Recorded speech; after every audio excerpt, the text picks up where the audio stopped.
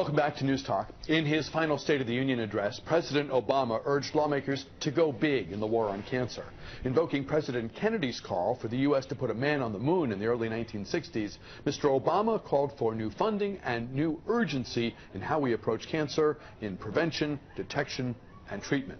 Dr. Michael Atkins is a medical oncologist at MedStar Georgetown University Hospital and a cancer researcher at Georgetown University Medical Center. He joins us now. Great to have you here. I know you've been in a plane all night. Thanks very much for your time. It's good to see you. It's great to be here, Bruce, and it's great to have the opportunity to talk about this. It's an issue that affects every family. I mean, we can say that without fear of contradiction. Sadly, it is an issue that affects all of us, or so it seems. When President Kennedy said we should put a man on the moon and bring him safely back to Earth, that seemed tantalizing and hard to imagine. And so maybe it is now, as people hear the President urge us as a nation, the research community, lawmakers who control funding, etc., folks, scientists in the lab, to essentially eradicate cancer in the years that follow. Your reaction to what he said? It was welcome news. We're really at an inflection point in our battle against cancer.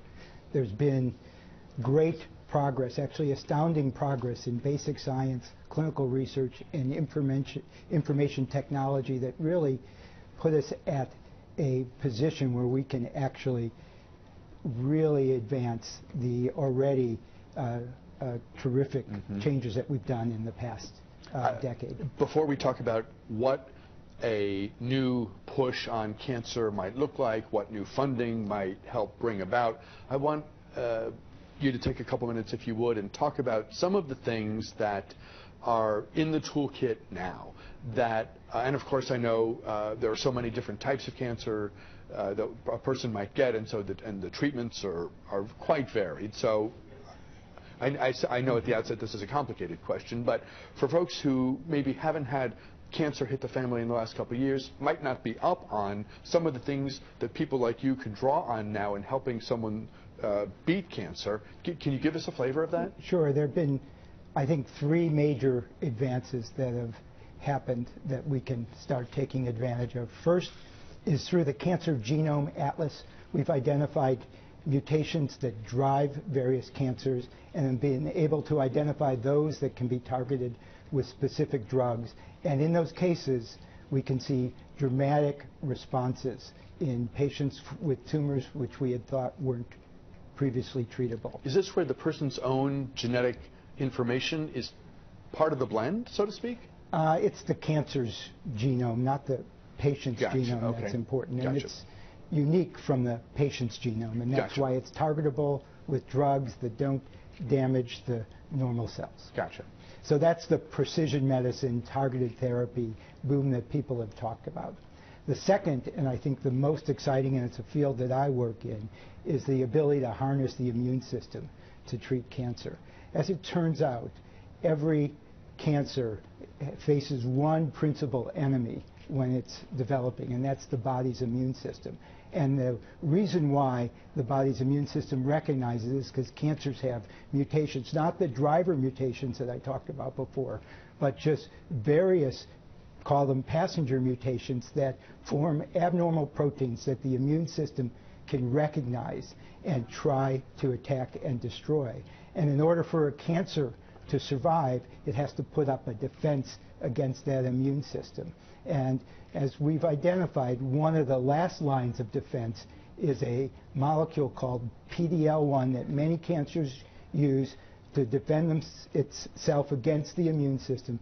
And that is targetable with antibodies, and the antibodies that block that particular interaction between the immune system and the tumor are producing dramatic results in now 20 different cancers.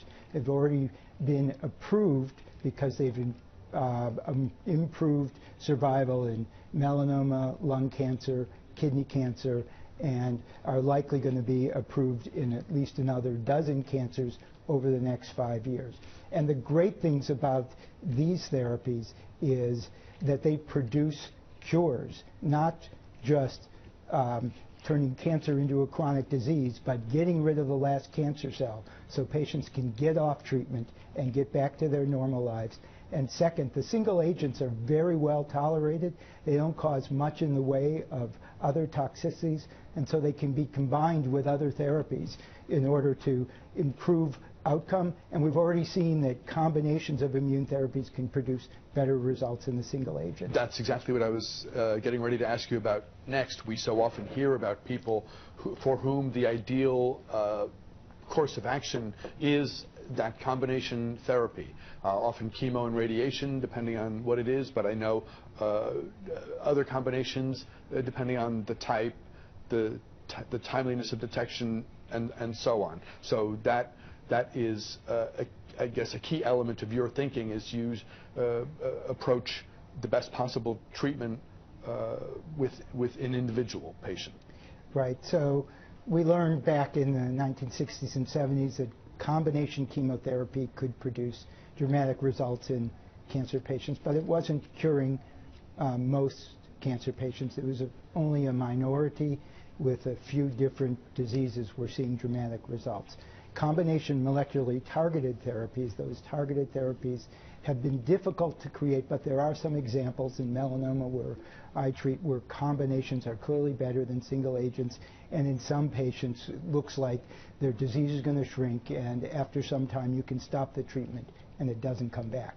But in the immune system, in immune therapy, those combinations really have the potential to take down multiple defenses that the tumor puts up against the immune system, and to actually cure potentially the majority of patients in some cancers. For example, in melanoma, which I treat, it used to be called the cancer that gives cancer a bad name because it affected people in the prime of their lives, and median survival was 6 to 9 months, and less than 5% of patients were alive at 2 years.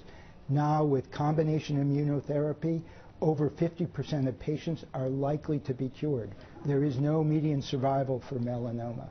And this is just the start, because there are many other combinations that we could potentially explore that could actually produce even better results or target to particular patients with particular cancers that could be the right combination for their cancer to bring down their host immune defenses. What do you think a push along the lines of what President Obama advocated in the State of the Union could bring about in terms of funding, the pace of treatments that are in the pipeline now, or whatever you think the benefits might be?